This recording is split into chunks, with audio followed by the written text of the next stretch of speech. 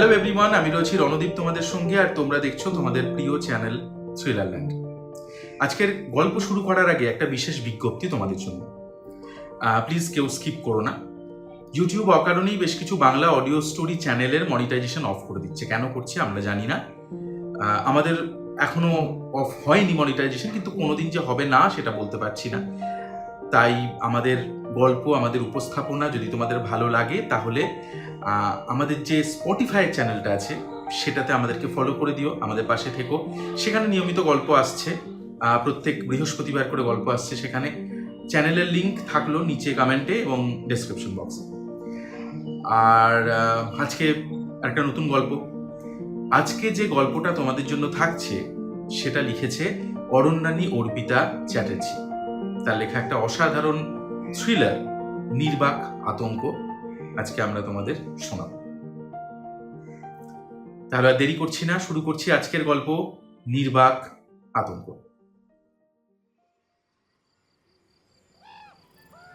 বিকেলের আলো তখন একটু একটু করে ফিকে হয়ে আসছে। প্রফেসর ঈশান মুখার্জি তার ছোট্ট ঘরের কোণে বসে ফেসবুক লাইভ শুরু করলেন। পেছনের দেওয়ালে টাঙানো বইয়ের তাক, টেবিলের ওপরে ছড়িয়ে থাকা নানান পাণ্ডুলিপি, আর ঠিক সামনেই একটা 1.5 বিঘত পাথরের খণ্ড। প্রফেসর কথা বলা শুরু করলেন।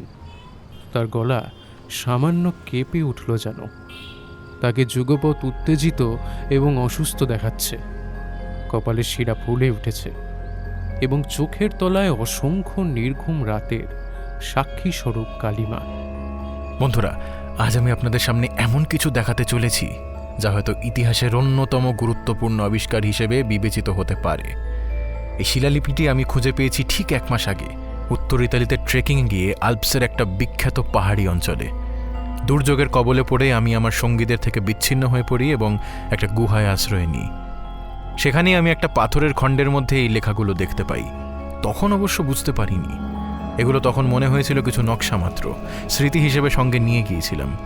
কিন্তু আজ হয়তো এই শিলালিপিটা আমার নিজের কাছে না রেখে গবেষণার জন্য দপ্তরে দিয়ে দেওয়া উচিত। কিন্তু তার আগে আমার এই সংগ্রহটা আপনাদের সঙ্গে ভাগ করে নিতে খুব ইচ্ছা করছে। ক্যামেরা এবার ঘোরে শিলাখণ্ডটির দিকে। সেটি একটি কালচে সাধারণ পাথর, তার উপরেই খোদাই করা অদ্ভুত কিছু চিহ্ন। এই লিপির ভাষা সম্পূর্ণ অজানা, কিন্তু এর মধ্যে কিছু চিহ্নের সঙ্গে দক্ষিণ পূর্ব এশিয়ার প্রাচীন হামাওয়া ভাষার মিল খুঁজে পেয়েছি আমি। এই হামাওয়া ভাষা 2য় শতাব্দীতেই লুপ্ত হয়ে যায়। এর একমাত্র ব্যাকরণগত কাঠামো পাওয়া গিয়েছিল জাপানের এক পরিত্যক্ত গবেষণাগারে। সেটার অনুকরণে আমি পড়েছি এটাকে, কিন্তু অর্থ উদ্ধার এখনো করতে পারিনি। সম্ভবত আমরা যেভাবে ইংরেজি অক্ষরে বাংলা লিখে থাকি, এটাও সেরকমই হামাওয়া বা ওই ধরনের কোনো ভাষার বর্ণমালা ব্যবহার করে অন্য কোনো ভাষার কথা লিখে রাখা হয়েছে। অদ্ভুত ব্যাপার, জানি না কিভাবে শব্দগুলো পড়ার সময় আমার একবারও মনে হয়নি যে আমি এগুলোর উচ্চারণ জানি না। উচ্চারণ করতেই মনে হলো আমার মাথার ভেতর থেকে যেন শব্দগুলো আমি শুনতে পেলাম। আমি আপনাদের পড়ে শোনাচ্ছি।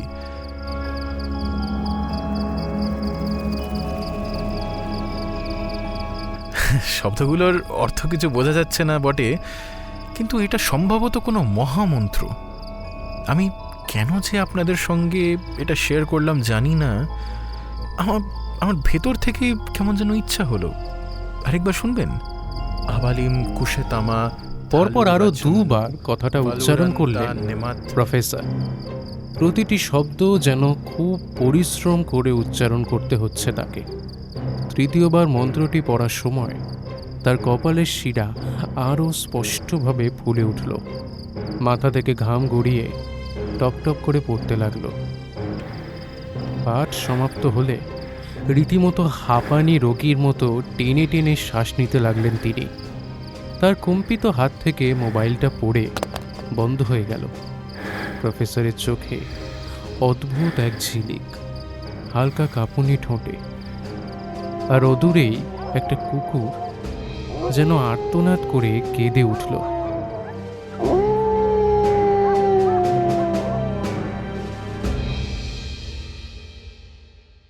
দুপুর গড়িয়ে বিকেল হয়েছে। আকাশে হালকা ছাই রঙা মেঘের স্তর। সূর্য যেন মুখ লুকিয়েছে পাতার আড়ালে। প্রফেসর ঈশান মুখার্জি, যিনি কিছুদিন আগেই ফেসবুকে শিলালিপি আবিষ্কারের ভিডিও পোস্ট করেছিলেন, আজ বসে আছেন নিজের লাইব্রেরি রুমে। চারিদিকে বইয়ের স্তূপ, খাতা, ছেঁড়া কাগজ, নানা ভাষার অভিধান এবং পেন্সিল, কালি, কলম। তার চোখ দুটি আজ একটু ফাঁকা। দৃষ্টির মধ্যে সেই পুরনো জৌলুস নেই, মুখে এক রাশ অস্বস্তি। সামনের খাতায় লেখা শুরু করলেন,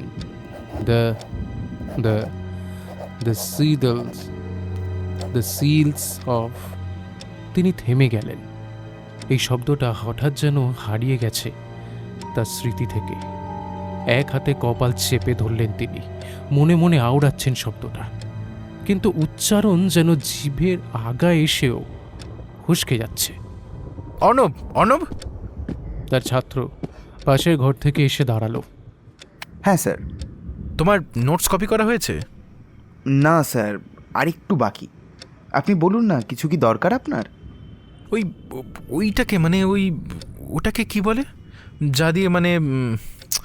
যা দিয়ে কিছু একে বোঝানো যায়? প্রতীক? না, মানে সরাসরি বোঝানো যাবে না, একটু অন্যভাবে আর কি। মানে কি করে যে বোঝাই, শব্দটা মাথায় আসে না। চিহ্ন বা সিম্বলের কথা বলছেন কি? হ্যাঁ, সিম্বল। এই শব্দটাই তো খুঁজছিলাম। অর্ণব একটু অবাক হয়ে তাকালো তাঁর দিকে। এমন ভুল আগে কখনো দেখেনি সে। স্যার, আপনি ঠিক আছেন তো? প্রফেসর কেবল হাসলেন, তবুও সেই হাসিতে কোথাও যেন একটা ভয়ের ছায়া।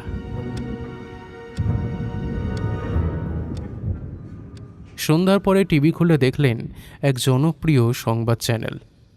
উপস্থাপিকা পরিচিত মুখ, হঠাৎ করেই বাক্যের মাঝপথে থেমে যাচ্ছেন। আজকের সংবাদ। আজকের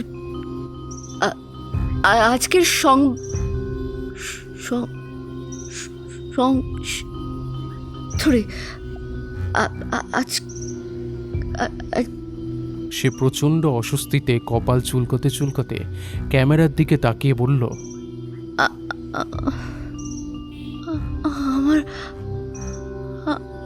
আমার মনে হচ্ছে আজকের এটাকে কি বলে, আমি শেষ করতে পারছি না। খুব কি বলে, আমার মাথাটা কেন যেন। চ্যানেল চুপচাপ একটা ব্রেকে চলে গেল। সোশ্যাল মিডিয়ার ফিড ভর্তি হতে লাগলো অদ্ভুত ভিডিওতে। কেউ লাইভ করতে গিয়ে হঠাৎই ওই মন্ত্র পাঠ করছে, কেউ বা বিকৃত আওয়াজ করছে, কেউ গালাগালি দেওয়ার মতো হাবে ভাবে কথা বলছে। কিন্তু সেসব শব্দ গালিগালাজ হিসেবেও আগে কখনো শোনা যায়নি। কেউ হঠাৎই হাঁ করে জোরে চিৎকার করে উঠছে। একটা বিজ্ঞান ও স্বাস্থ্য বিষয়ক নিউজ পোর্টাল লেখা বের করেছে, ভাষা ভোলার ভাইরাস ভাষাগত কেন্দ্রের কোষে সংক্রমণ ঘটাচ্ছে কি এক নতুন নিউরো ভাইরাস। প্রথমে ভাবা হচ্ছিল এটি কোনো জটিল নিউরো ডিজেনারেটিভ রোগ। কেউ বলছে যে এটা ব্রোকাস এরিয়ার ওপর প্রভাব ফেলছে। কেউ বলছে এক ধরনের হিপনোটিক ট্রিগার ভিডিও, যা মানুষের ব্রেনের ভাষা কেন্দ্রকে নিঃশেষ করে দিচ্ছে। তবে সব কিছুর কেন্দ্রবিন্দুতে একটাই জিনিস, প্রফেসর ঈশান মুখার্জির সেই ভিডিওটা। কেউ বলছে সেটার শব্দেই কিছু একটা ছিল হয়তো। রাত গভীর হলে প্রফেসর বসে থাকেন নিঃশব্দ ঘরে। তার ডেস্কের ওপর খোলা খাতা, কলম সব পড়ে আছে। তিনি চোখ মেলে তাকিয়ে আছেন জানলার বাইরে। কোথাও একটা প্যাঁচার ডাক উঠল। বাতাসে ভেসে এলো শুকনো পাতার খসখস। হঠাৎই তিনি নিজেই নিজের মুখে উচ্চারণ করলেন একটা অদ্ভুত শব্দ, অসাত করুল সাদাতা। শব্দটা উচ্চারণ করার পর হঠাৎই তার গলাটা শুকিয়ে গেল। পরের শব্দটি বলার চেষ্টায় ঠোঁট কাঁপছে, কিন্তু উচ্চারণ নেই। আ- আ- আ- আ- আ- তিনি মুখ খুলে বসে আছেন, কিন্তু শব্দ আসছে না কিছুতেই। যেন আত্মার থেকে ভাষা আলাদা হয়ে যাচ্ছে। একটা কাপা হাত দিয়ে ডায়েরির ওপরে লিখতে গিয়েছিলেন হেল্প, কিন্তু HEALF অক্ষরগুলো গুলিয়ে যাচ্ছে। চেনা ভাষা একটু একটু করে অচেনা হয়ে উঠছে। প্রথমে তিনি ভয় পেলেন, তারপরে আতঙ্ক থেকে জন্ম নিল আরেক ভয়। যদি এটা শুধু তার একার সমস্যা না হয়, যদি এর সূত্রপাত তার থেকেই হয়, সবার সন্দেহ যদি সত্যি হয়।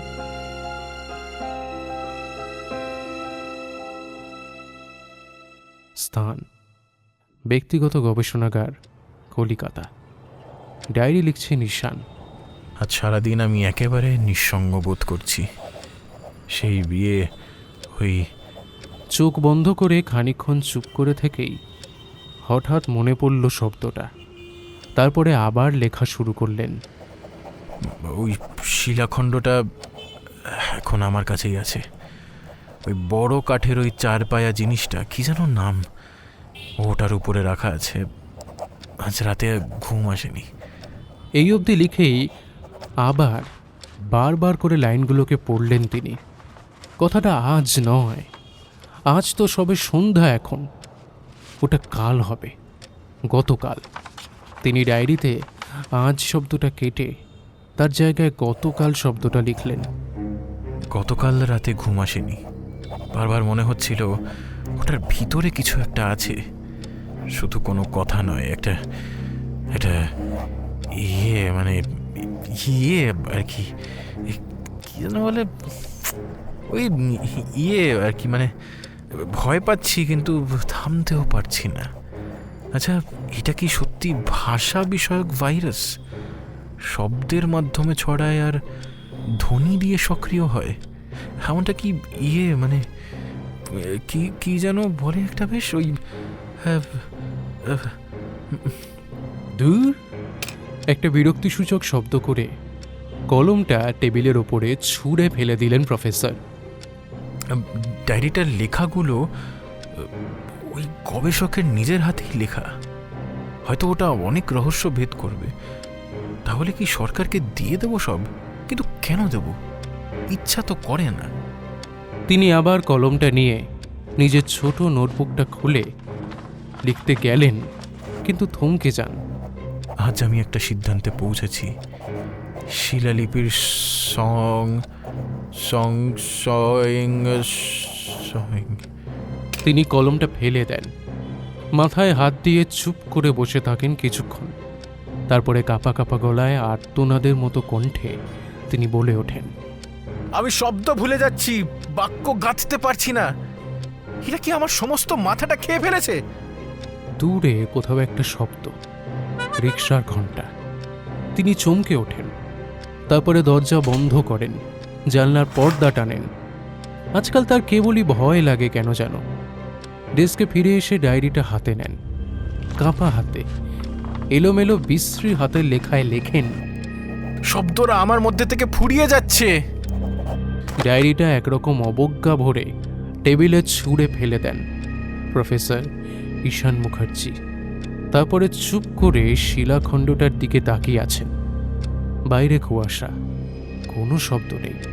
হঠাৎই তিনি বিড়বিড় করেন, কিন্তু গলা দিয়ে কোনো শব্দ বেরোয় না।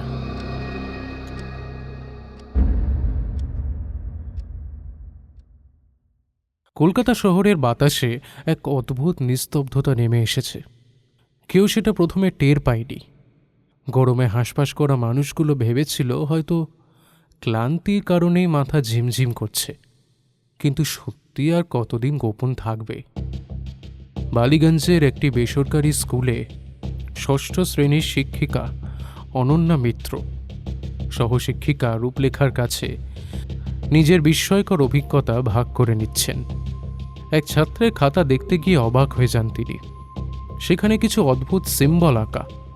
গত 3 দিন ধরে রুদ্র, অর্পণা আর জিশান তিনজনই খাতায় কিছু লিখছে না, মুখে কিছু বলছে না।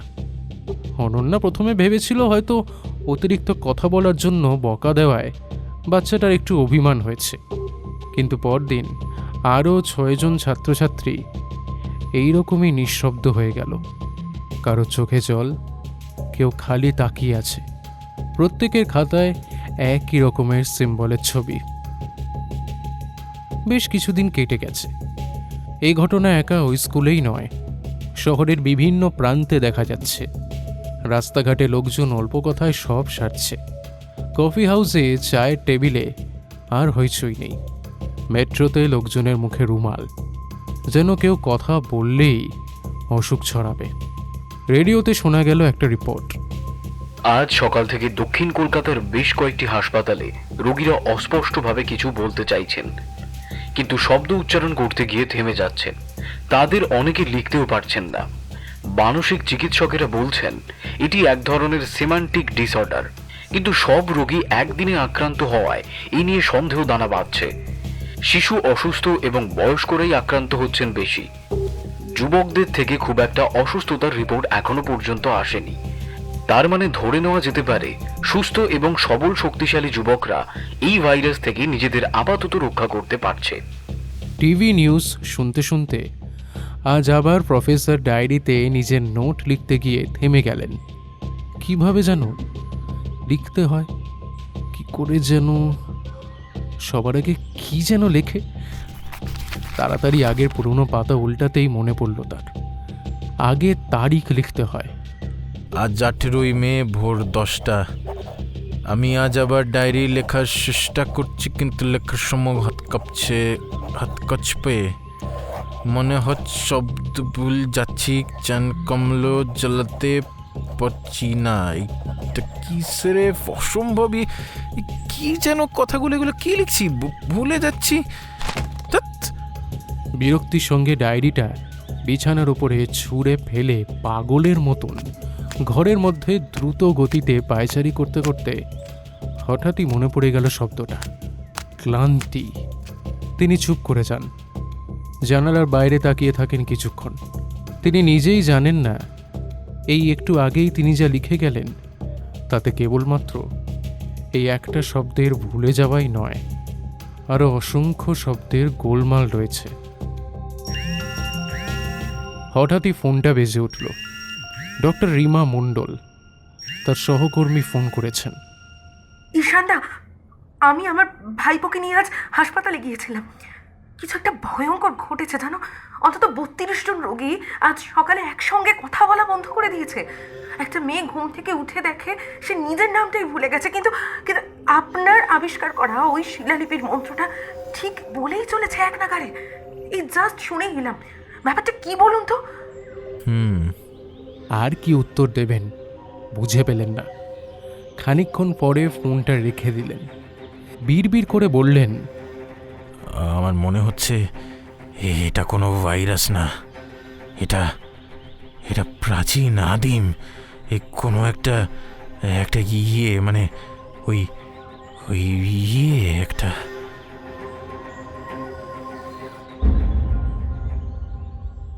পরের দিন এক পত্রিকার শিরোনাম, নতুন ভাইরাস নাকি মনস্তাত্ত্বিক মহামারী। কলকাতা সহ গোটা রাজ্যে শব্দহীনতার ভীতি ছড়াচ্ছে। আরেকটা রিপোর্ট, এক বৃদ্ধ আত্মহত্যা করেছেন, শুধু এই ভয় যে তিনি নিজের মনের কথা কাউকে বোঝাতে পারছেন না। তাই রেখে যাওয়া নোটে লেখা, আমার কথাটা ধূতরা চিন্তার শব্দ খুঁজে পাচ্ছে না, তুমি বাঁচতে পারছি না আর, তুমি চললাম। বৃদ্ধ তার সুইসাইড নোটেও অসংলগ্ন কথা লিখেছেন। মনের ভাব সাবলীল ফুটিয়ে তুলতে পারেননি, আর বানানে অসংখ্য ভুল। আমি লিখতে গিয়ে তুমি লিখেছেন, আর এইটাই সবথেকে অদ্ভুত ব্যাপার। অথচ উনি কল্যাণী কলেজের বাংলা সাহিত্যের প্রফেসর ছিলেন। দুটোর বেশি বানান ভুল করলেই যিনি অনেক নাম্বার কেটে নিতেন 2 বছর আগেও। সরকার বুঝতে পারছে একটা মারাত্মক কিছু চলছে, কিন্তু কি তা বুঝে উঠতে পারছে না সরকার। অদৃশ্য শত্রুর বিরুদ্ধে যুদ্ধের এলোমেলো প্রস্তুতি গ্রহণ করছেন। স্বাস্থ্য মন্ত্রণালয় নড়ে চড়ে বসেছে। জরুরি ভিত্তিতে ঘন ঘন কনফারেন্স বসছে তাবড় তাবড় ডাক্তারদের নিয়ে। মন্দির, মসজিদ, গির্জায় মানুষের ভিড় উপচে পড়ছে। সঙ্গে তাবিজ আর পাথরের ব্যবসায় রমরমা বেড়েই চলেছে। রাজনৈতিক কিছু দল মনে করছে প্রতিবেশী রাষ্ট্র কিংবা দেশের অভ্যন্তরের রাষ্ট্রদ্রোহী সংগঠন যারা আছে তারা এমন একটি ভাইরাস ছড়িয়েছে যা মানুষের মস্তিষ্কের কিছু অংশ নষ্ট করে দিচ্ছে।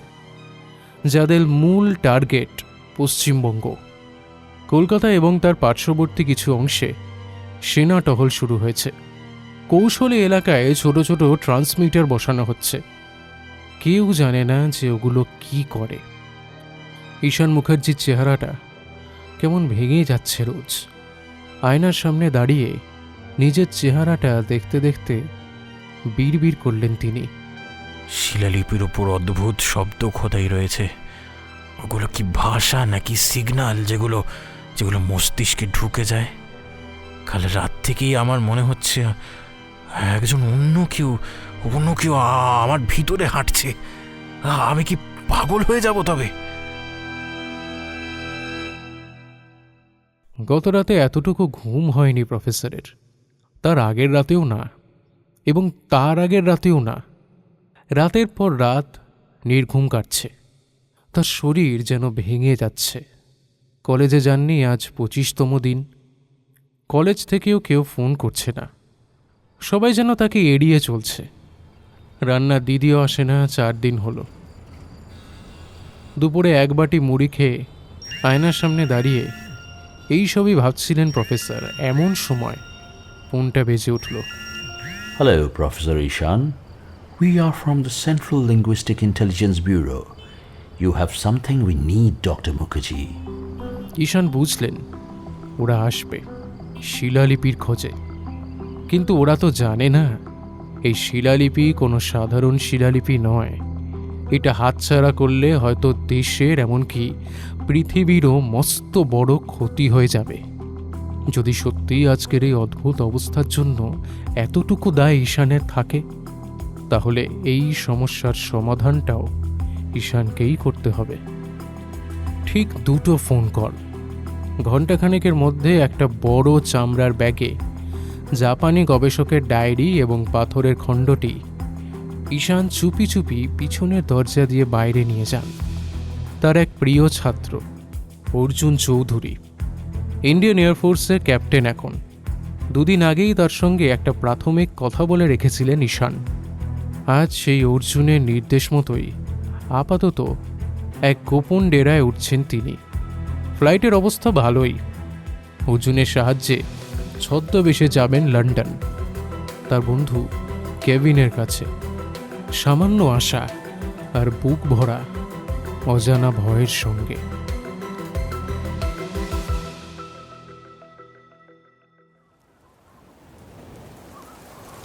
জানালার বাইরে তুষারপাত। সেই সব সাদা কণাগুলো যেন নীরবতার ছায়া ফেলে রেখেছে গোটা লন্ডনের বুকে। ফায়ারপ্লেসের আগুনের আঁচে শুকিয়ে আসছে প্রফেসর ঈশান মুখার্জির ভেজা কোট। পাশের সোফায় গুটিসুটি মেরে বসে আছে একটা বিরাট দেহী জার্মান শেপার্ড।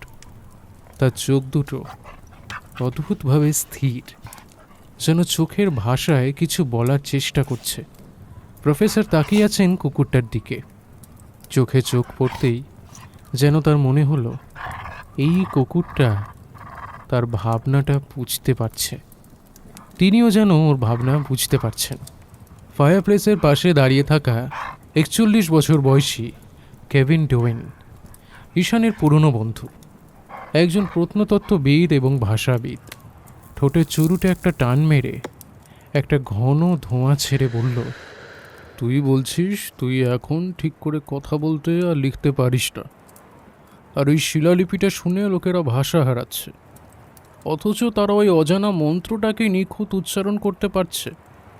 দেখ, আমার মনে হয় এটা কোনো অলৌকিক বিষয় নয়। সমস্যা ঠিক কী এবং এর সূচনা কোত্থেকে সেটা না জানতে পারলে তো।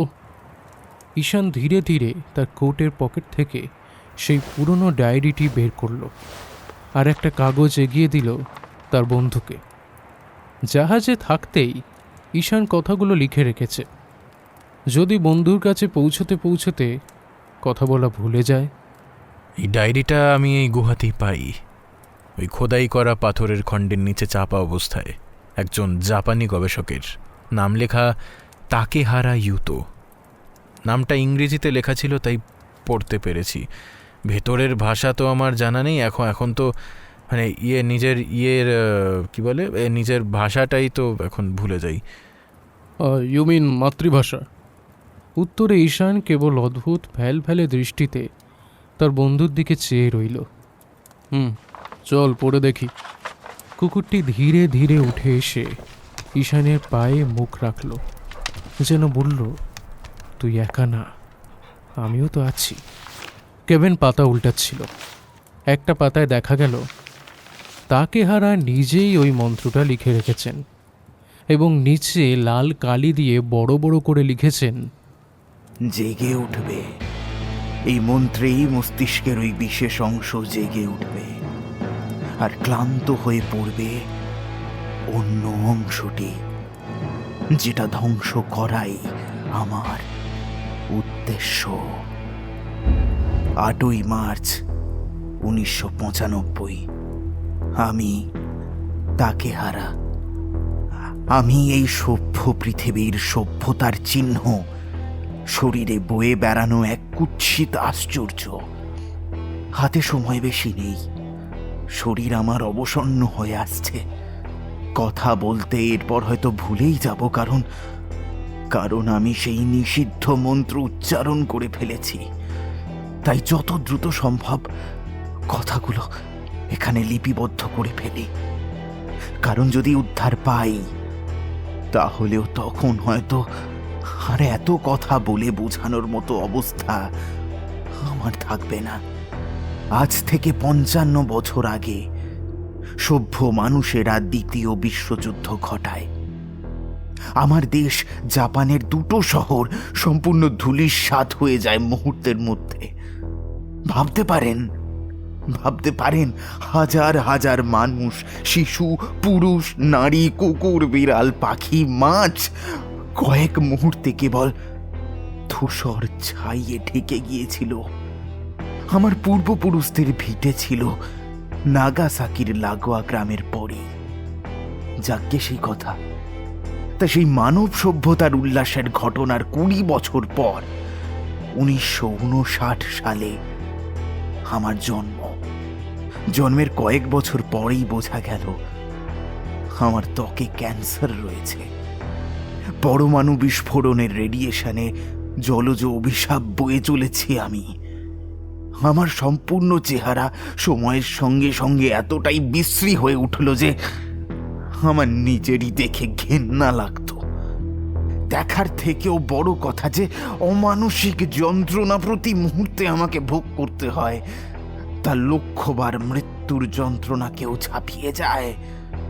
বলতে পারেন, হে আমার সভ্য জগতের মানুষেরা, একটা বোতাম টিপে 2টো শহরকে ধ্বংস করে দেওয়া ঈশ্বরেরা, বলতে পারেন আমার কি দোষ ছিল আমার? না, আমার কোনো দোষ ছিল না। দোষ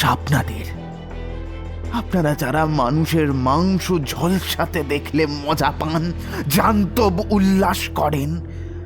কিন্তু জানেন, আসলে এই উল্লাসকে জান্তব উল্লাস বলা উচিত নয়, বলা উচিত মানবিক উল্লাস। কারণ জন্তুরা কখনো এত হীন, এত নীচ, এত নিষ্ঠুর হয় না। আমার ডলফিন খুব ভালো লাগে জানেন। ওদের মস্তিষ্ক আমাদের মস্তিষ্কের মতো, কিংবা আমাদের মস্তিষ্কের থেকেও উন্নত।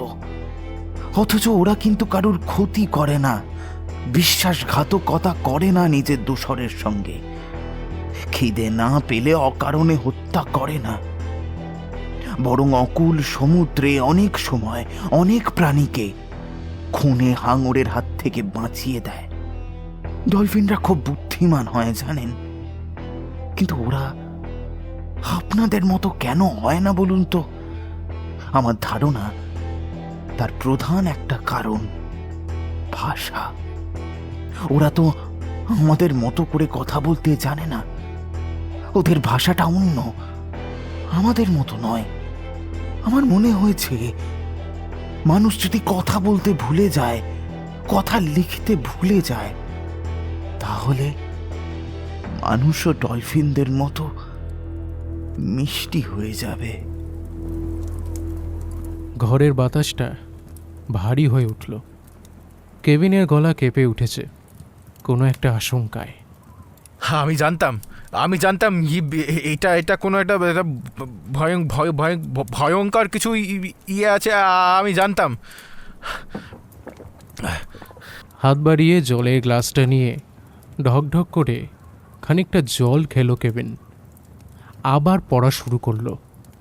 আমার সৌভাগ্য আমাকে নিয়ে গিয়েছিল দক্ষিণ আফ্রিকার এক লুপ্তপ্রায় উপজাতিদের বস্তিতে।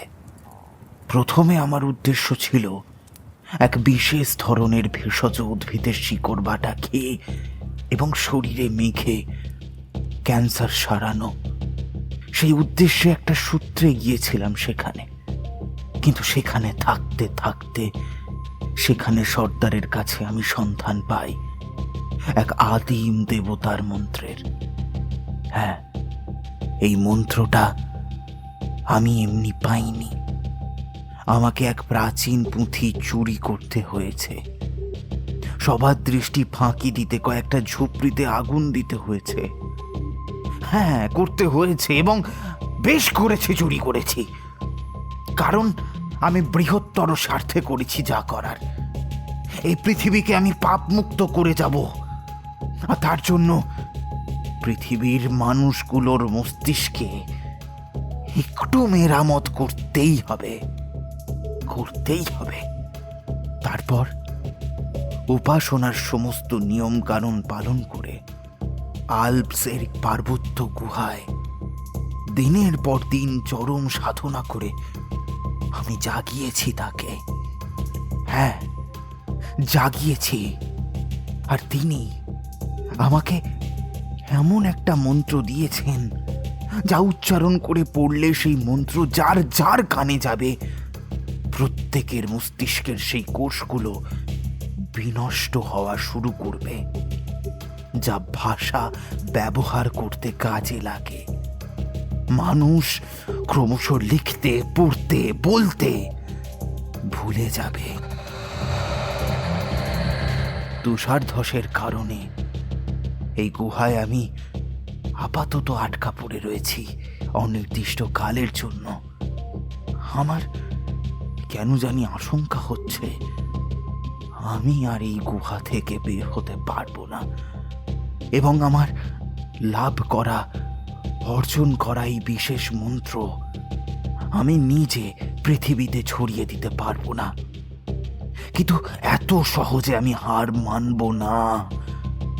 আমি বেরোতে পারি বা না পারি, এমন একটা উপায় করে যাব যাতে কোনো না কোনো দিন এই মন্ত্র মুক্তি লাভ করে। এই ডায়েরি লেখা শেষ হওয়ার পর থেকে আমি একটি পাথর খণ্ডে মন্ত্রটা কুঁদে কুঁদে খোদাই করে লিখে রাখার কাজ শুরু করব।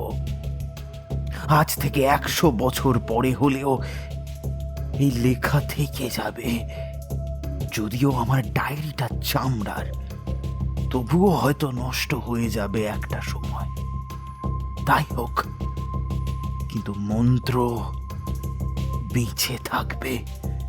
তবে একটাই সমস্যা, এই মন্ত্র কেবলমাত্র সেই ভাষাতেই লিখতে হবে যে ভাষায় এর প্রথম সৃষ্টি হয়েছিল কোনো এক সুপ্রাচীন কালে।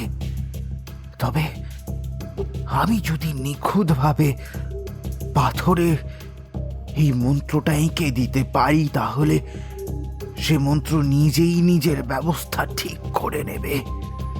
প্রথম তাকে যে দেখবে তার মস্তিষ্কে এই মন্ত্র বাসা বাঁধবে। তারপর সেখান থেকে সে নিজের পৃথিবী, নিজের সাম্রাজ্য একটু একটু করে বিস্তার করবে।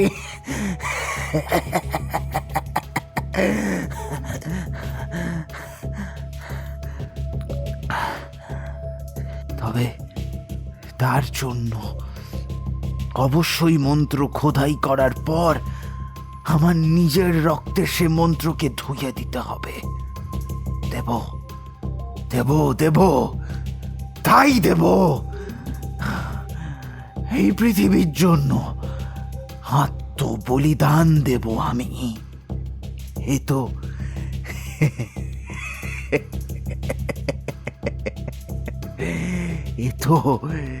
এ তো আমার গর্ব। এ আমার গর্ব।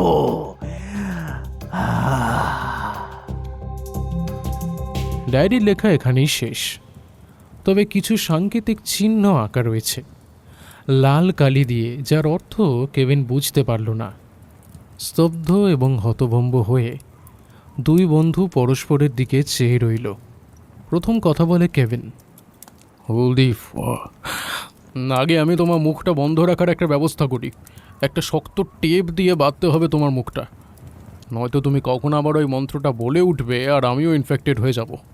দাঁড়াও। নিজের অজান্তে হলে আমি এই মন্ত্রকে ইতিবির বুকে মুক্তা দিয়েছি, তাই এই মন্ত্র আমাকে এত সহজে ইয়েতে আনতে পারে না। এখনও অন্তত আমাকে আনতে পারে না। তোমার কাছে বেশি দিন থাকবো না। শুধু তোমার কাছে আসা এই দাদেরই ইয়ে বোঝার জন্য, এবং এর থেকে ইয়ের কোনো যদি কিছু জানা থাকে সেটা জেনে নিয়ে আমি এখান থেকে চুকলে যাব অন্য কোনো পাহাড়ে, মরুতলবিতে, অরণ্যে, যেখানেই হোক। কি বলে ইয়েটা মানে মাসুন জাতিকে আমি যুক্ত করব। কেভিন আশঙ্কিত দৃষ্টিতে তাকালো ঈশানের দিকে। পরপর 5টা বাক্য ঠিক করে বলে উঠতে পারছে না ঈশান। শব্দের অক্ষরগুলো এদিক ওদিক স্থান পরিবর্তন করে নিচ্ছে। বেশ কিছু শব্দ খুঁজে না পেয়ে ইয়ে বলে চালিয়ে দিচ্ছে ঈশান। চিন্তিত মুখে একবার ঈশানের দিকে তাকিয়ে আর একবার ডায়েরির দিকে তাকিয়ে কেমন যেন মুখ কালো করে বসে রইল কেভিন। এই সাংকেতিক চিত্রগুলোর কিছু একটা গূঢ় অর্থ আছে ঈশান, যেটা আমি বুঝতে পারছি না, কিন্তু আমার ভীষণ মনে হচ্ছে এই অর্থটা বোঝা খুবই দরকার। আমি যখন বুঝতে পারছি না এই লিপি যখন আমার জ্ঞানের সীমার বাইরে, তখন একমাত্র একজনই রয়েছে যিনি আমাকে পথ দেখাতে পারবেন। আমি কালকেই রওনা দেব আমার প্রফেসরের কাছে। সমস্ত বিলাসিতা ছেড়ে এখন উনি একজন মঙ্ক সেটাকে আবার কি? কেমন কেটে কেটে শব্দটা উচ্চারণ করল ঈশান, আর অবাক চোখে তাকিয়ে রইল কেভিনের দিকে, যেন ইতিপূর্বে এই শব্দটির সঙ্গে তার কখনো কোনো পরিচয় ঘটেনি। ঈশানে ভাব বুঝে চিন্তার ভাঁজ আরও প্রকট হলো কেভিনের ভ্রুর মাঝে। যদি কালকে খুব ভোরবেলা রওনা দিই, তাহলেও গাড়ি নিয়ে অন্তত 1.5 দিন লাগবে আমার পৌঁছতে। অর্থাৎ অন্তত 3 থেকে 4 দিন তোমাকে এখানে একাই থাকতে হবে। অবশ্য সম্পূর্ণ একা নয়, টমাস তোমার সঙ্গেই থাকবে। আর ও যেভাবে তোমাকে মেনে নিয়েছে, আমার মনে হয় না তোমাদের দুজনের একসঙ্গে থাকতে কোনো রকম সমস্যা হবে। কি বলো? খাবার সব পাশের রেস্টুরেন্টে বলে দেবো, ওরা দিয়ে যাবে। তুমি শুধু টমাসের খাবারটা একটু। কথাটা বলতে গিয়ে টমাসের দিকে তাকিয়ে কেভিন লক্ষ্য করল ওর আদরে জার্মান শেপার্ড টমাস একটা তীক্ষ্ণ দৃষ্টিতে ঈশানের ব্যাগটার দিকে তাকিয়ে আছে। তার কান দুটো নিবদ্ধ রয়েছে সেই দিকেই, যেন কিছু একটা আছে সেখানে। কেভিন ঈশানকে আর কিচ্ছু না বলে ধীরে ধীরে উঠে গেল ঘরের কোনায় রাখা ঈশানের ব্যাগটার দিকে। কিন্তু কাছাকাছি পৌঁছতেই তীব্র আক্রোশে গর্জে উঠল টমাস। একই সঙ্গে কুই কুই আওয়াজ করে উঠল এবং জোরে জোরে ল্যাজ নাড়তে লাগলো। কেভিন অবাক হয়ে গেল। টমাস কি ভয় পেয়েছে? টমাস তাকে বারণ করছে ব্যাগটার কাছে যেতে। ওদিকে ঈশান অবাক হয়ে টমাসের দিকে তাকিয়ে রয়েছে। ঈশানের মাথার মধ্যে টমাসের সমস্ত চিৎকারের গর্জন একটা নির্দিষ্ট মানে নিয়ে ধরা দিচ্ছে। ঈশান বুঝতে পারছে টমাস বলছে ওই ব্যাগে এমন কিছু রয়েছে যার মতো ভয়ঙ্কর কোনো কিছু টমাস এর আগে কখনো দেখেনি। টমাসের ভীষণ ইচ্ছে করছে এই ব্যাগটাকে মুখে করে নিয়ে রাস্তায় ফেলে দিয়ে আসতে, কিন্তু একই সঙ্গে টমাসের ভয় করছে এরকম ভয় একবার এর আগে পাহাড়ি নেকড়ের মুখোমুখি হয়ে সে পেয়েছিল। টমাসের প্রচণ্ড চিৎকারে অবশেষে কেভিন ব্যাগটা না খুলেই ফিরে এলো। টমাস আবারও আগের মতোই সতর্ক দৃষ্টিতে নিরীক্ষণ করতে লাগলো ব্যাগটাকে, আর মাঝে মাঝে নাক উঁচু করে গন্ধ শোকার চেষ্টা করতে লাগলো। শিলালিপিটা ওই ব্যাগেই আছে, তাই না? সম্মতিসূচক মাথা নাড়ল ঈশান। অবশেষে কেভিন ড্রয়িং রুম থেকে বেরিয়ে লাইব্রেরি রুমে যেতেই টমাস একদম স্বাভাবিক হয়ে গেল। একটু আগে যে সে তীব্র কোনো এক আশঙ্কায় ছিল, এখন তাকে দেখে তা বোঝার কোনো উপায় নেই। ঈশানকে তার বেশ পছন্দ হয়েছে। সচরাচর টমাসের কোনো মানুষ পছন্দ হয় না তার প্রভু ছাড়া, কিন্তু ঈশানকে তার বেশ ভালোই লেগেছে। কেভিন চলে যাওয়ার পরে প্রথম দুদিন শরীর খারাপ থাকলেও খুব বেশি অসুবিধা হয়নি ঈশানের। বই পড়ে কাটালো, টমাসের সঙ্গে বসে বসেই খেলাধুলা করলো। কিন্তু দ্বিতীয় দিন ভোর রাত থেকে টমাস কেমন যেন অদ্ভুত আচরণ করছে। সে কিছুতেই আর ঈশানের কাছে থাকছে না। ঘরের বাইরে বসে এক দৃষ্টে ঈশানকে দেখে চলেছে। তার চেহারায় কেমন একটা ভয়ের প্রতিচ্ছবি। সে যেন এমন কিছু দেখতে পাচ্ছে যা ঈশান দেখতে পারছে না। তৃতীয় দিন দুপুর থেকেই শরীরটা আরও খারাপ হতে লাগলো ঈশানের। এমনকি উঠে বসার ক্ষমতা পর্যন্ত যেন তার আর নেই। রেস্তোরাঁ থেকে ছেলেটা বারবার বেল বাজিয়ে ফিরে গেছে। টমাস কুই কুই করছে, কিন্তু টমাসকে খেতে দেওয়ার শক্তিটুকু হারিয়ে ফেলেছে ঈশান। কুকুরটা আজকাল আর ঘরের মধ্যেও ঢুকছে না, কেবল দূর থেকে করুণ দৃষ্টিতে তাকিয়ে রয়েছে তার দিকে। অবশ্য সম্ভবত কুকুরটা ওর জন্য রাখা স্ন্যাক্সের প্যাকেটটা ছিঁড়ে খেয়েছে, কারণ সে আওয়াজ শুনতে পেয়েছে ঈশান। ঈশানের সারা শরীর মন জুড়ে অসম্ভব ক্লান্তি ও অবসাদ আচ্ছন্ন করে রেখেছে। আজকাল সে মানুষের কথাবার্তার মানে বুঝতেই পারছে না। গতকাল বিকেলে টিভি নিউজ শোনার চেষ্টা করছিল, কিন্তু কোনো চ্যানেলের কোনো ভাষা সে বুঝে উঠতে পারছে না। তাই তীব্র মানসিক চাপ হওয়ায় টিভির রিমোটটাকে ছুঁড়ে ভেঙে ফেলেছিল ঈশান। আজকাল কি চোখে ভুল দেখছে সে? সেই যে ঘরের কোণার লম্বা আয়নাটা, ঘরের সমস্ত কিছুর প্রতিচ্ছবি সেখানে দেখা যাচ্ছে, কিন্তু তার নিজের প্রতিচ্ছবি সেটা দেখা যাচ্ছিল না কেন? উন্মাদের মতো বারবার কাল সারা দিন আয়নার সামনে ঘোরাঘুরি করেছে ঈশান। ঈশান খুব ভালো করে লক্ষ্য করেছে আয়নার মধ্যে শুধু এক আবছা ঘোলাটে ছায়া, নিজের মুখের জায়গায় একটা অনির্ধারিত রেখাচিত্র। নাক মুখ চোখ আছে কিনা বোঝা যায় না, তবে সে তাকিয়ে আছে, এইটা অনুভব করা যায়। ঈশান খুব ভয় পেয়ে যাচ্ছে। অপরিসীম আতঙ্ক তাকে গ্রাস করছে। কি হচ্ছে সে কিছুই বুঝতে পারছে না। টমাস, যে কিনা জার্মান শেফার্ড, অত্যন্ত হিংস্র একটা কুকুর, সে পর্যন্ত মাঝে মাঝেই যেন ভয় কুঁকড়ে যাচ্ছে ঈশানকে দেখে। হ্যাঁ, ঈশানকেই দেখে নাকি অন্য কিছু দেখে কিছুই বুঝতে পারছে না ঈশান। তার মাথা কাজ করছে না। কেভিন যাওয়ার সময় মোবাইলটা নিয়ে গেছে, যাতে ইচ্ছে থাকলেও কোনোভাবে ঈশান আর ওই মন্ত্র ছড়াতে না পারে।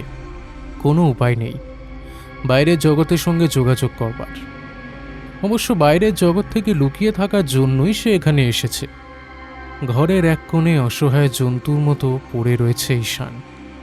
আজকাল অনেক কিছু মনে করতে পারে না সে।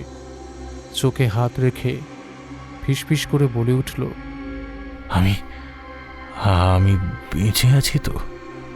যদিও কথাগুলো ঠিক মানুষের মতো শোনালো না, কেবল অদ্ভুত ঘ্যার ঘেরে কিছু শব্দ বাতাসে মিলিয়ে গেল। দরজার ওই প্রান্ত থেকে টমাস মুখ তুলে কান খাড়া করে তাকিয়ে রইল ঈশানের কুঁকড়ে থাকা অসহায় শরীরটার দিকে।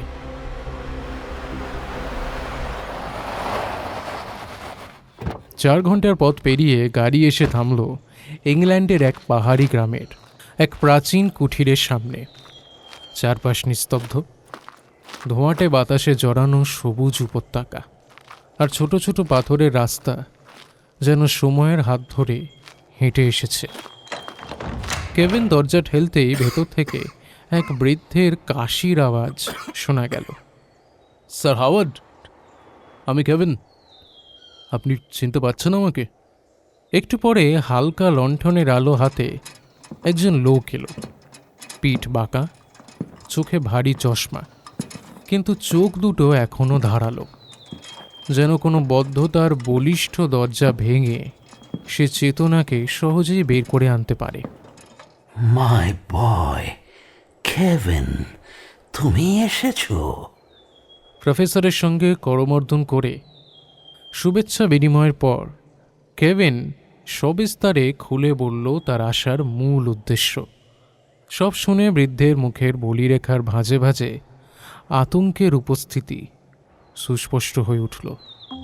বৃদ্ধ যেন বেশ কষ্ট করে কয়েকবার দম টানলেন, তারপরে তীক্ষ্ণ দৃষ্টিতে কেভিনের দিকে তাকিয়ে বললেন, আমি চিনতাম তাকে হারাকে। সে আমার বন্ধু ছিল কেভিন। হ্যাঁ, কি বলছেন কি স্যার? ঠিকই বলছি। ওকে আফ্রিকার কাফির বস্তিতে আমি পাঠিয়েছিলাম।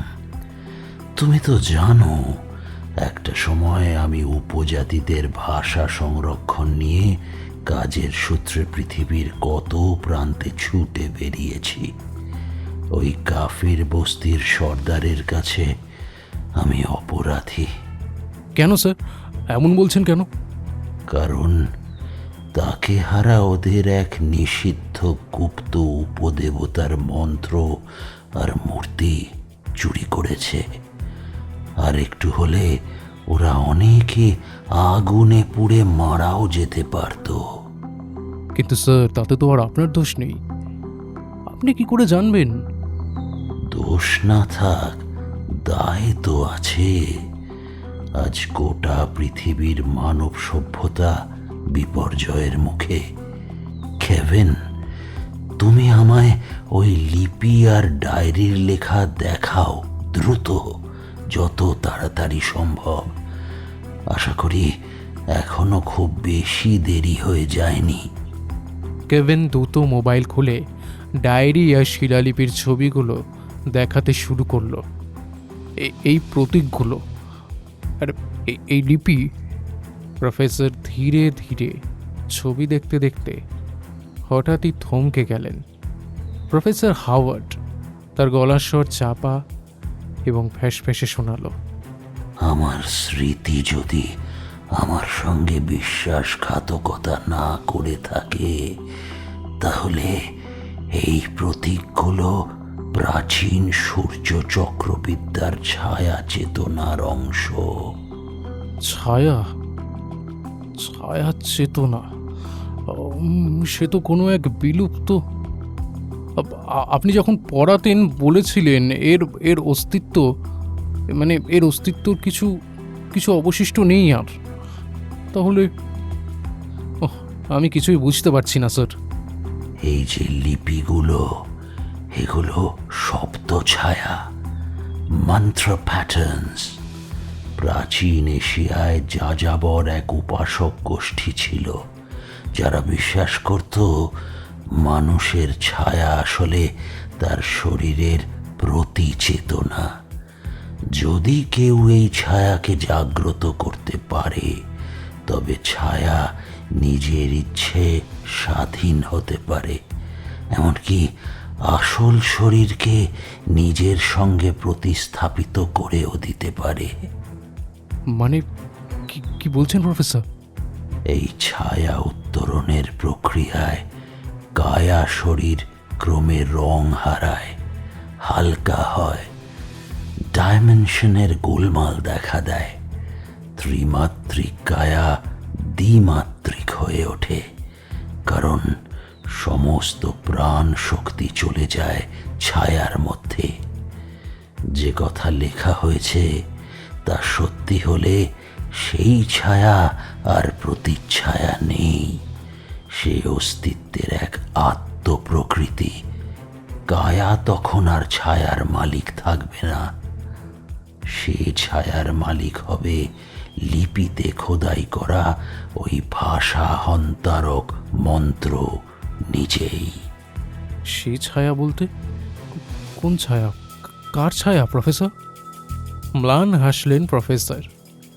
তার গলায় করুণা ঝরে পড়ল। খানিক চুপ করে থেকে তিনি বললেন, তুমি বোধহয় ঠিকই আশঙ্কা করছো কেভিন, যে এই শিলালিপিতে খোদাই করা মন্ত্রকে পৃথিবীর বুকে মুক্ত করেছে তার ছায়া, তোমার ওই ভারতীয় বন্ধুর ছায়া। তাহলে ঈশান কিভাবে বাঁচবে প্রফেসর? ওকে আমি কি করে রক্ষা করব, আর ওই মন্ত্রকেই বা কিভাবে আটকাবো? আমার একটু সময় লাগবে কেভিন, বহুদিন কালো বিদ্যা চর্চার বাইরে রয়েছি, আমাকে একটু অঙ্ক করে দেখতে হবে। প্রফেসর হাওয়ার্ড কুটিরের ভেতরের দিকে চলে গেলেন। কেভিন তাকে অনুসরণ করে দেখল প্রফেসর খাটিয়ার তলা থেকে কাঁপা হাতে একটা পুরনো কাঠের বাক্স বের করলেন। খুলতেই দেখা গেল অসংখ্য পুরনো পুঁথি, তালপাতার মতো চিরকুট, কিছু অদ্ভুত দর্শন যন্ত্র, ছোট ছোট কিছু পুঁটলি এবং কিছু মন্ত্র লেখা ভাঁজ করা রঙিন কাপড়। বস্তুগুলোর ওপরে হাত বুলোতে বুলোতে বৃদ্ধ যেন মুহূর্তের জন্যই কোনো নস্টালজিয়ায় চলে গিয়েছিলেন। পরক্ষণেই সচেতন হয়ে একটা একটা করে পুঁথি গুলি বের করতে লাগলেন। ওদিকে কেভিনের ধৈর্যচ্যুতি ঘটছে। প্রফেসরের ধারণা যদি সঠিক হয় তাহলে ঈশানের ছায়া ক্রমশ ঈশানের থেকে আলাদা স্বতন্ত্র অস্তিত্বের অধিকারী হবে। ভয় যে কেবলমাত্র ঈশানের জন্যই তা কিন্তু নয়, সে তার পুত্রসম টমাসকে রেখে এসেছে ঈশানের ভরসায়। একটা বিচ্ছিরি দুশ্চিন্তা আক্রমশ কেভিনকে অস্থির করে তুলেছে। সেই অস্থিরতাতেই প্রফেসরের ঘাড়ের পাশ দিয়ে সে উঁকি মারল এবং দেখতে পেল প্রফেসর একটা বেশ বড়সড় অদ্ভুত দর্শন পুঁথি টেনে বের করছেন। পুঁথির সামনে একটা অদ্ভুত মূর্তি, যার অর্ধেক প্রাচ্যের সূর্য দেবতার মূর্তির মতোই, কিন্তু অপর অর্ধেক যেন তিব্বতের কোনো অপদেবতার মূর্তি। যেন ভীষণ রকম মিল খুঁজে পেল কেভিন। উৎসুক হয়ে প্রফেসরকে কিছু জিজ্ঞাসা করতে যাবে, প্রফেসর ইশারায় তাকে থামিয়ে দিয়ে বললেন, হাতে বেশি সময় নেই কেভিন, আমাকে অতি দ্রুত ওই ভাষা হন্তারক আদি মন্ত্রের বিপরীত মন্ত্র খুঁজে বের করতে হবে। বাকি কথা আমি পরে বলবো। সারা দুপুর বিকেল গড়িয়ে সন্ধে হলো তখন প্রফেসর একটা পিদিম জ্বালিয়ে ঘর থেকে বেরোলো। এই সমস্ত সময় এক মুহূর্তের জন্যেও পুঁথি এবং খাতা থেকে চোখ ওঠেনি তার। ক্ষুধা এবং ক্লান্তির ছায়া তার চোখে মুখে গাঢ় হয়ে নেমে এসেছে। তবুও তার দৃষ্টিতে এক উজ্জ্বল তীক্ষ্ণতা। কেভিনের দিকে তাকিয়ে স্মিত হেসে তিনি বললেন, রবির পদ জুড়ে দাঁড়ায় যে আছে, বিপরীত সবই তার ডাইনে ও বাঁয়ে। যে তারে করেছে মুক্ত সেই হবে কাল, তারই হাতে হলে হবে নতুন সকাল। এরই মাঝে দেখো খুঁজে বিনাশের বাণী, ছায়া যদি রং পায় দেহ ফিরবে না জানি। কেভিন, তোমার বাঙালি বন্ধুর বাঁচার সম্ভাবনা কতটা আছে তা এখান থেকে বলা সম্ভব নয়। তবে যে তারে মুক্ত করেছে, পারলে একমাত্র সেই তার কাল অর্থাৎ বিনাশ করতে পারবে। আর বিনাশের বাণী তো আশা করি বুঝতেই পারছো। কেভিনের চোখ ছলছল করে আসে।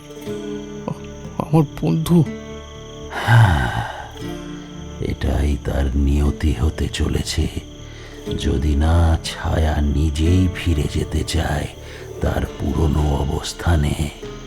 আর তা ঘটাতে হলে এমন কিছু করতে হবে যা তার রঙকে অস্বস্তিকর করে তোলে, যেন আত্মচেতনার আয়নায় নিজেকে দেখে সে শিউরে ওঠে। আয়না? মানে মানে সত্য দেখাতে হবে ছায়াকে? প্রফেসর সম্মতিসূচক মাথা নেড়ে বললেন, হ্যাঁ, আয়না। যে তাকে সবচেয়ে গভীর থেকে জানে, সেই পারে তার সামনে দাঁড়িয়ে তাকে তার নিজস্ব বিকৃতি দেখাতে। এটা একটা মানসিক যুদ্ধ, কেভিন। আর সেটা করতে হবে তাকে নিজেই, এখনই। একবার যদি সে ছায়া কায়দায় পরিণত হয়, তখন কিন্তু আর সে কোনো কিছুর বিনিময়েই নিজের স্বতন্ত্র অস্তিত্বকে নষ্ট করতে চাইবে না। এখন শুয়ে পড়ো। কাল ভোরের আলো ফোটার সঙ্গে সঙ্গেই তুমি তোমার নিবাসের দিকে রওনা দেবে। আর মনে থাকে যেন, যা যা বললাম তার বিন্দুমাত্র অন্যথা যেন না হয়। না হলে এই অভিশাপ শেষ হয়েও শেষ হবে না। আবার ফিরে ফিরে আসবে, আবার ফিরে ফিরে আসবে, আবার ফিরে ফিরে আসবে, আবার ফিরে ফিরে আসবে।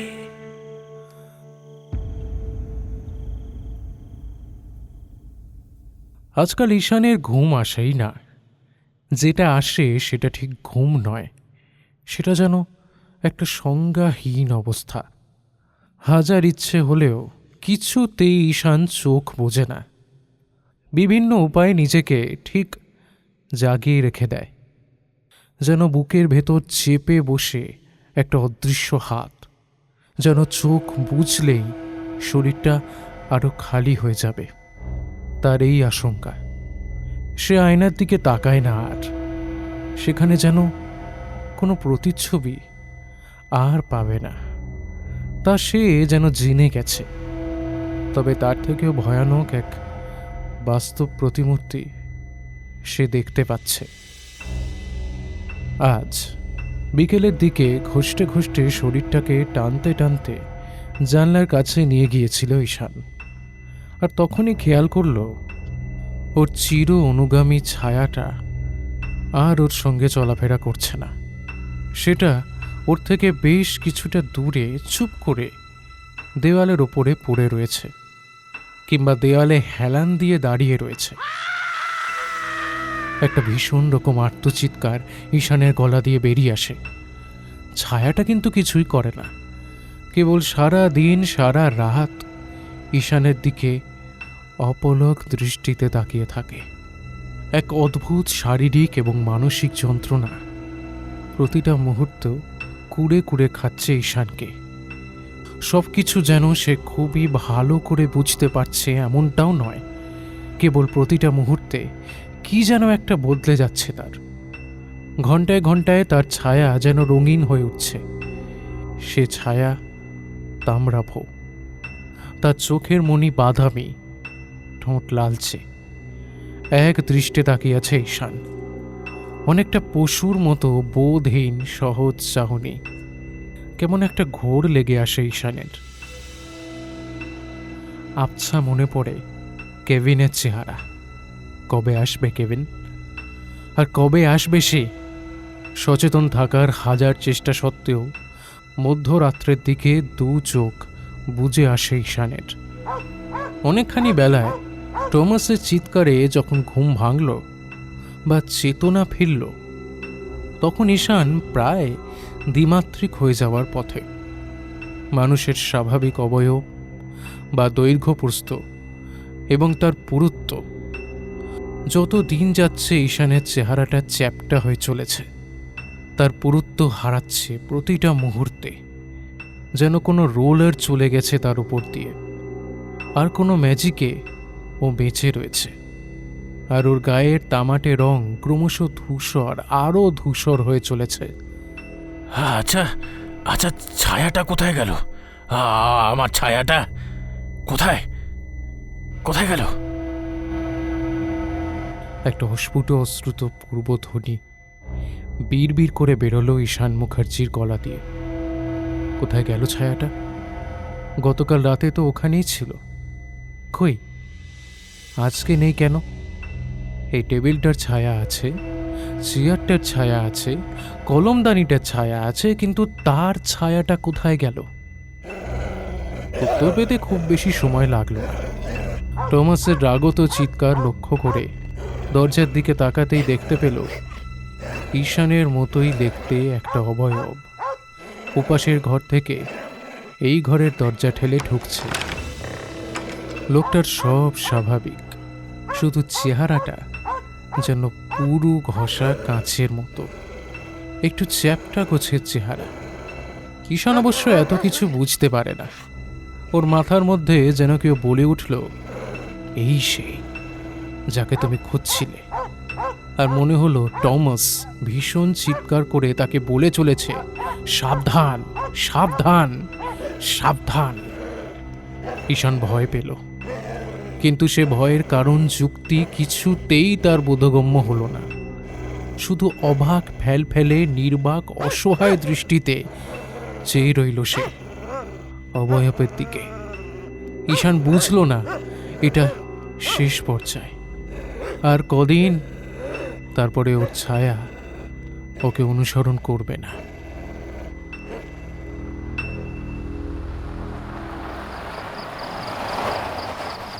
গভীর রাতে বাড়ির ফটকের সামনে গাড়ির আওয়াজটা হলো।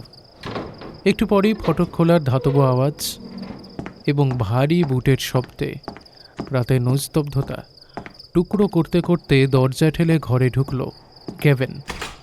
তার চোখে বাজ পাখির সতর্ক দৃষ্টি। ঘরে ঢুকেই শুনতে পেল টমাসের কুই কুই কান্না। সেটা পিছনে বেডরুম থেকে আসছে বোধহয়। ঈশান কি টমাসকে বেঁধে রেখেছে? ঈশান বন্ধু, তুমি কই? কপালে দুশ্চিন্তার ভাঁজ নিয়ে ঈশানের রুমের দরজা খুলতেই নিশ্চিন্ত হলো কেভিন। আবছা নাইট ল্যাম্পের আলোয় দেখল ঈশান চেয়ারে দিব্যি বসে রয়েছে। ঈশান, সাড়া দিচ্ছিলে না যে? শোনো বন্ধু, আমি পেরেছি, আমি জেনেছি ঈশান, কিভাবে ওই মানব সভ্যতাকে, কিভাবে তোকে এই ভয়ঙ্কর অভিশাপ থেকে মুক্তি দেওয়া যায় আমি জেনেছি। শিলালিপির মন্ত্র উল্টো উচ্চারণ করতে হবে, ভাঙতে হবে শিলালিপিটা ঈশান, আর ওই ডায়েরিটা পুড়িয়ে ফেলতে হবে একই সঙ্গে। কি হলো, কি কিছু বলছো না যে? আর অন্ধকার করে কেন বসে রয়েছো? দাঁড়াও দাঁড়াও তো, আলোটা জ্বালি। না না না, আলোয় আমার বড্ড চোখে ব্যথা লাগে কেভিন। তীব্র আলো আমি সহ্য করতে পারি না আজকাল। টমাস সমানে চিৎকার করে যাচ্ছে পাশের ঘর থেকে। আসছি টমাস, এক্ষুনি আসছি ডিয়ার, গিভ মি 5 মিনিটস। উত্তরে একটা কান্নার স্বরে যেন ডেকে উঠল টমাস। কেভিন একটু অবাক হয়ে গেল যেন। ঈশানকে উদ্দেশ্য করে বলল, তোমার গলায় কি হয়েছে ঈশান? চোখ গলা সব কি নষ্ট হয়ে আছে নাকি? চিন্তা করো না, আমি এখনই সব ঠিক করে দেব। দাঁড়াও, আগে ফায়ার প্লেসের আগুনটা জ্বালাই, বড্ড ঠান্ডা লাগছে। তোমার ঠান্ডা লাগছে না? এত রাতে জেগেই বা আছো কেন? কেভিন দ্রুত পায়ে ফায়ার প্লেসের কাছে গিয়ে কাঠ গুজে আগুন ধরাতে থাকলো। না, আমার ঠান্ডা লাগে না কেভিন, গরম বা ঠান্ডা কোনোটাই লাগে না। অতিরিক্ত মানসিক চাপ এবং শারীরিক সমস্যার কারণে তোমার এরকম হচ্ছে। ওই ডায়রিয়ার পাথরটা একবার ভাঙতে পারলেই। কেভিন হঠাৎই চুপ করে যায়।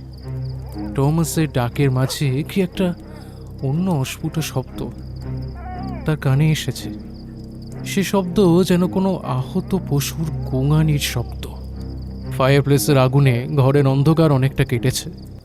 সেই আলোয় ওই গোঙানির শব্দ লক্ষ্য করে তাকাতেই কেভিন দেখল ঘরের কোণায় মেঝে আর দেওয়ালের সঙ্গে মিশে জড়সড় হয়ে একটা ছায়ামূর্তি শুয়ে রয়েছে।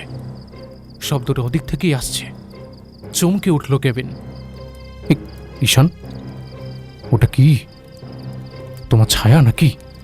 ওহ ঈশান, ও কিন্তু বড় মারাত্মক, খুব সাবধান। ও কিন্তু এখন আর তোমার ছায়া নেই। আর তুমি কি করে এতটা নির্বাক রয়েছো? হ্যাঁ, প্রফেসর বলেছেন তোমার ছায়া আস্তে আস্তে তোমার সমস্ত রং কেড়ে নেবে। তুমি আরো ধূসর হয়ে যাবে, তুমি ক্রমশ ছায়ার মতো হয়ে যাবে। আর কথাটা বলেই থমকে গেল কেভিন। কি একটা কথা যেন খেয়াল হতেই তার ঘাট থেকে পা পর্যন্ত মুহূর্তেই অবশ হয়ে এলো। ভয়ঙ্কর কিছু সন্দেহ করে পিছনে ফিরতেই দেখল ঈশান একটা অদ্ভুত হাসি নিয়ে দাঁড়িয়ে আছে। হ্যাঁ, মুখটা ঈশানের, কিন্তু চোখ মুখের ভাষা অচেনা। ওর হাতে একটা হাতুড়ি ধরা। হাতুড়িটা দিয়ে ভাঙা যাবে কেভিন, তাই না? হ্যাঁ, কি বলো? হ্যাঁ। কেভিনের গলা শুকিয়ে আসে। ভয় ভয় দেওয়ালের কোণায় জড়সড়ো হয়ে থাকা ছায়া অবয়বের দিকে তাকায়। অবয়বের চোখে স্পষ্ট করুণ কাতর আরতি বড্ড আপন লাগে তার। কে তুমি? আমি তো ঈশান, তোমার বন্ধু ঈশান মুখার্জি। না না না, তুমি আমার বন্ধু নও। তুমি সেই স্বতন্ত্র ছায়া। তুমি সেই কেভিনের মুখের কথা শেষ হওয়ার আগেই ছায়া ঈশান কেভিনের কপালে হাতুড়ি দিয়ে বাড়ি বসিয়ে দেয় সর্বশক্তিতে। আর্তনাদ করে কেভিনের শরীরটা ছিটকে পড়ে মেঝেতে। ছায়া ঈশান হিংস্র সাপদের মতো ঝাঁপিয়ে পড়ে ওর ওপরে। কেভিন যন্ত্রণায় ছটফট করতে করতেও জাপটে জড়িয়ে ধরে ছায়া ঈশানকে। ঘষ্টাতে নিয়ে যায় ফায়ারপ্লেসের কাছে। ছায়া ঈশান তখনও সম্পূর্ণভাবে ত্রিমাত্রিক হয়ে ওঠেনি, তাই আহত কেভিনের সঙ্গে যুঝতে তাকে কিছুটা বেগ পেতে হয়। সে এলোপাথারিভাবে হাতুড়ির আঘাত হানতে থাকে কেভিনের শরীরের ওপরে। কেভিন কোনো ক্রমে হাতে পায় ফায়ারপ্লেসের একটা জ্বলন্ত কাঠ। সেইটাই চেপে ধরে ছায়া ঈশানের পিঠে। মুহূর্তেই তীব্র যন্ত্রণায় ছটফটিয়ে ওঠে ছায়া ঈশান, আর পরক্ষণেই সমস্ত শক্তি দিয়ে আঘাত হানে কেভিনের মাথায়। আওয়াজটুকু পর্যন্ত করবার সময় পায়নি কেভিন। তার শরীরটা বার দু এক কেঁপে চিরকালের মতো নিথর হয়ে যায়। পাশের ঘরে ছেনে বাঁধা টমাস নাক উঁচু করে বাতাসে রক্তের গন্ধ নেয়। খানিকক্ষণের জন্য স্তব্ধ হয়ে যায়, আর তারপরে জান্ত করুণ ডাক বেরিয়ে আসে তার গলা ছিঁড়ে। তার আর শেষ দেখা হলো না তার মানুষটাকে। আর লাফিয়ে ওঠা হলো না কোলে। জিভ দিয়ে ভিজিয়ে দেওয়া গেল না তার মুখ।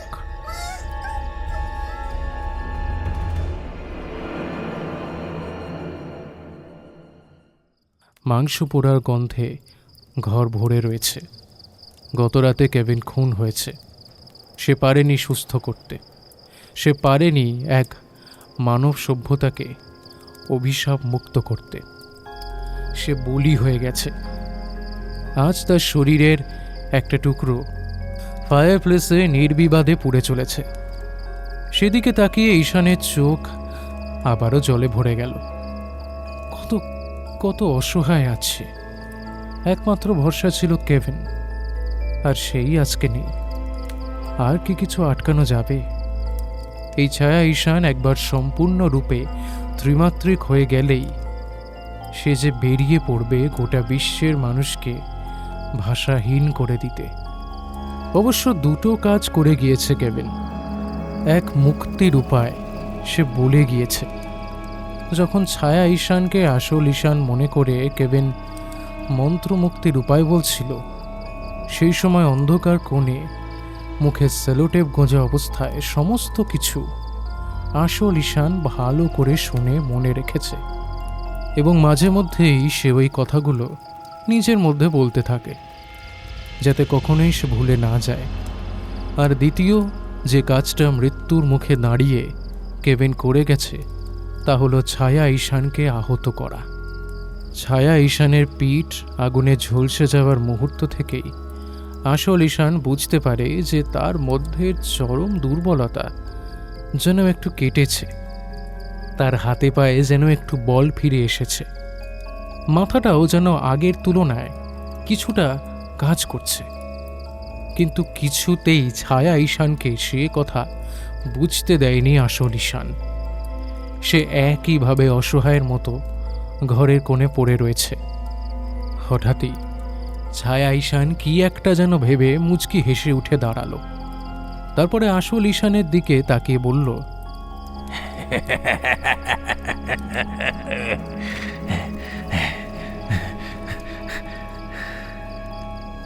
যাই কুকুরটাকে নিয়ে আসি, হাজার হলেও প্রভু বলে কথা, শেষকৃত্যের সঙ্গে থাকবে না, সেটা কি ঠিক হবে? অজানা আশঙ্কায় আসল ঈশানের মুখ আরও কালো হয়ে উঠল যেন। সেটা খেয়াল করে ছায়া ঈশান বলে উঠল, আরে না না, আমি কোনো পশু শত্রু নই। আমার সমস্যা মানুষদের নিয়ে।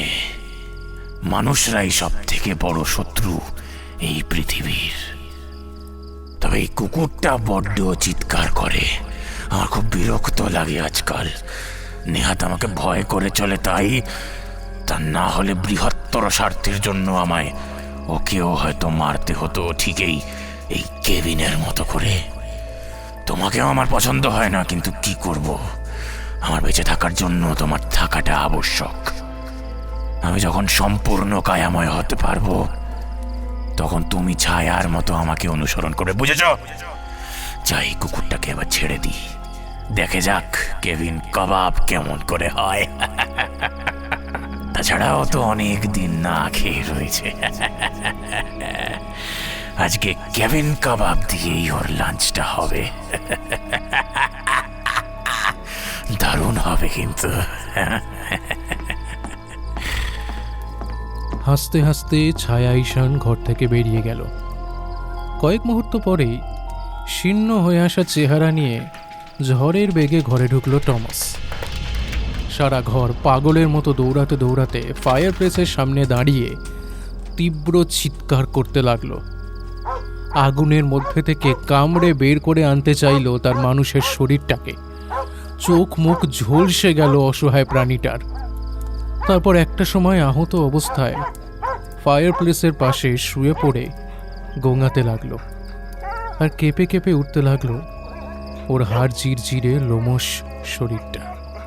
ওদিকে এই দৃশ্য দেখে হাঁ হাঁ করে হেসে যাচ্ছে ছায়া ঈশান। পৈশাচিক আনন্দে বিকৃত উল্লাসে সে খেয়াল করলো না যে কখন আসল ঈশান তার শরীরটা ঘষ্টাতে ঘষ্টাতে একটা কিছু মেঝে থেকে গোপনে ঢুকিয়ে নিল পোশাকের আড়ালে। হাসতে হাসতে সে উন্মাদ হয়ে উঠে দাঁড়ালো। আজকাল বেশ খিদে পায় তার, অনুভূতিটা নতুন। একবার খিদে পেলে সে কিছুতেই সেটা সহ্য করতে পারে না, সঙ্গে সঙ্গে তাকে কিছু না কিছু খেতেই হয়। সে তাড়াতাড়ি রান্নাঘরের দিকে হাঁটা দিল। আগের দিন কিছু শুকনো কর্নফ্লেক্স খেয়েছে, সেটারই আরও কিছুটা বাকি রয়েছে, ওটাই এখন খাবে সে। টমাসের মুখ থেকে যন্ত্রণার গোঙানিটা তখনও বেরিয়ে আসছে। হঠাৎই টমাসের মনে হলো ওকে কেউ ডাকছে। কান খাড়া করে ছায়া ঈশানের দিকে তাকালো সে। চোখে চোখে কি কথা হলো তা বোঝা গেল না, তবে টমাস ধীরে ধীরে উঠে বসেছে। কিছুটা কুকুরের মতো শব্দ তুলে চাপা গলায় আসল ঈশান অদ্ভুত আওয়াজ বের করতেই টমাসের শেফার্ড জিন যেন গর্জে উঠল। সে দুই লাফে টেবিলের ওপরে উঠে পড়ল। নাক দিয়ে একটা একটা করে ডায়েরি খাতা বই নিচে ফেলতে যেতেই সদ্য ঝলসানো নাক যন্ত্রণায় কাঁকিয়ে উঠল। কিন্তু তাও সমস্ত খাতা বই নিচে মেঝেতে ফেলল টমাস। পড়ে থাকা খাতা বইয়ের ওপর দ্রুত নজর বোলাতে শুরু করলো আসল ঈশান। সময় নেই, একদম সময় নেই, যে কোনো মুহূর্তে চলে আসবে সেই ভয়ঙ্কর।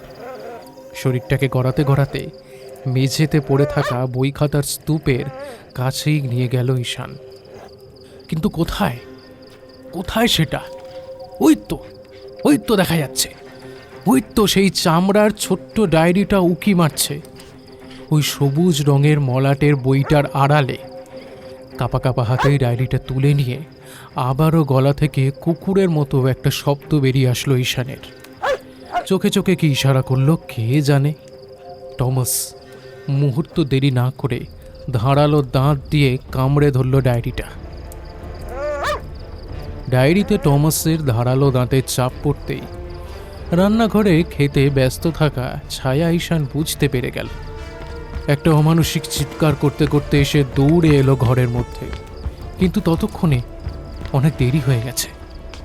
ততক্ষণে টমাস সেই ডায়েরিটা ফায়ার প্লেসের মধ্যে ঢুকিয়ে দিয়েছে।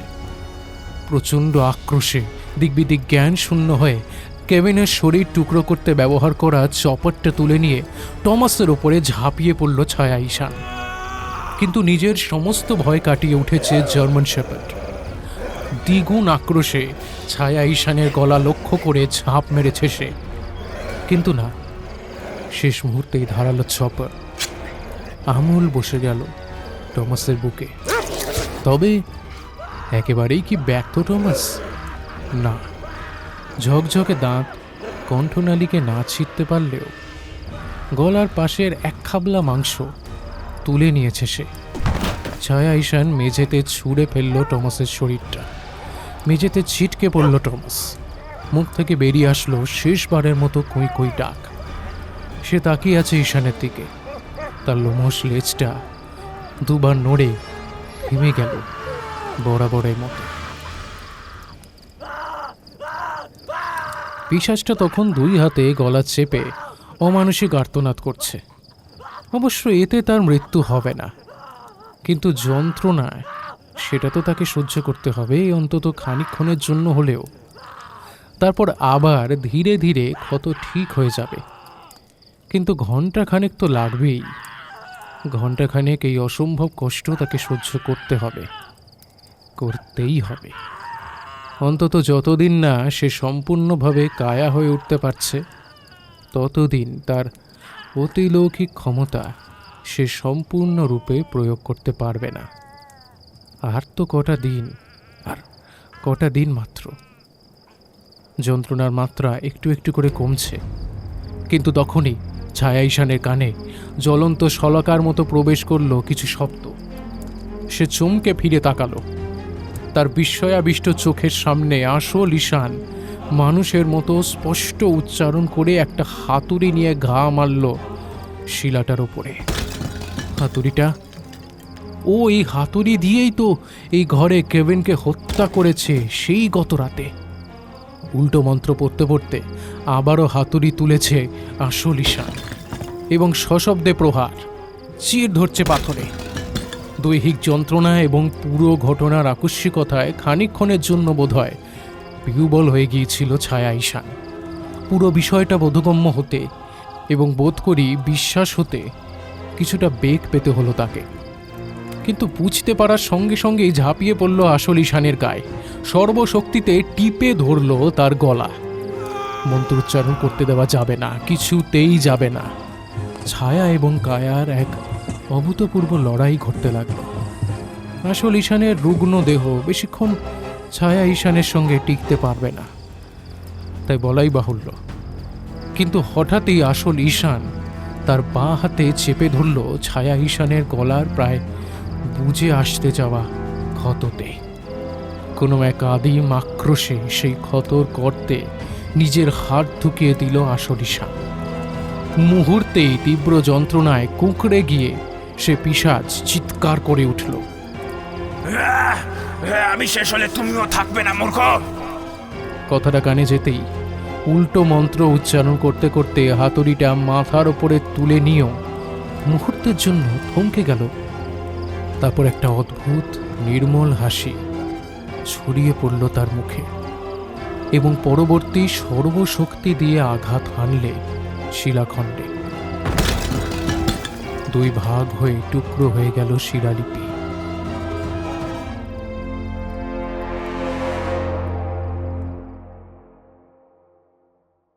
সপ্তাহখানেক পরে বিশ্রী গন্ধ পেয়ে নিকটবর্তী রেস্টুরেন্টের লোকজনেরা পুলিশে খবর দেয়।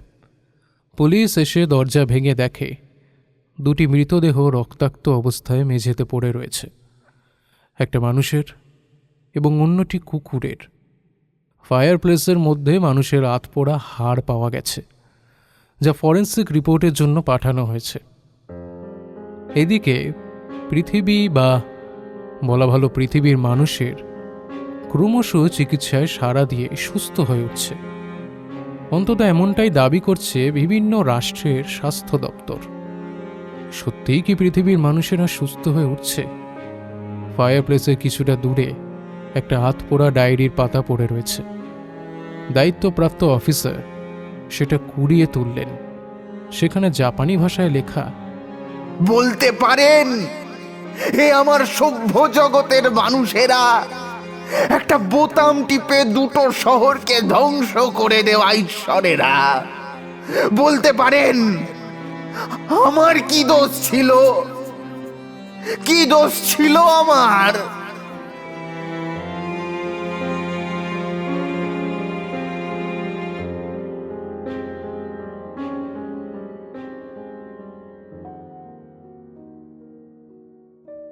শুনছিলে নির্বাক আতঙ্ক। গল্প পাঠে ছিল নীল, অন্যান্য চরিত্রে ছিল অনুভব, রক্তিম, ইন্দ্রনীল, কৌশিকী, অধ্যায়, লিও এবং নীল। এডিটিংয়ে ছিল ঋদ্ধি, শব্দ সংযোজনে সহযোগিতা করেছে লিও, স্ক্রিপ্টিং করেছে সৌরিমা, এবং এই যে পোস্টারটা দেখছো, দুর্দান্ত পোস্টার, এই পোস্টারটা ডিজাইন করেছে সুজয় গুপ্ত। আজকের মতো এই পর্যন্তই। দেখা হচ্ছে সামনের সপ্তাহে একটা নতুন গল্প নিয়ে। ততদিনের মতো টাটা, সবাই ভালো থেকো, ভয় থেকো।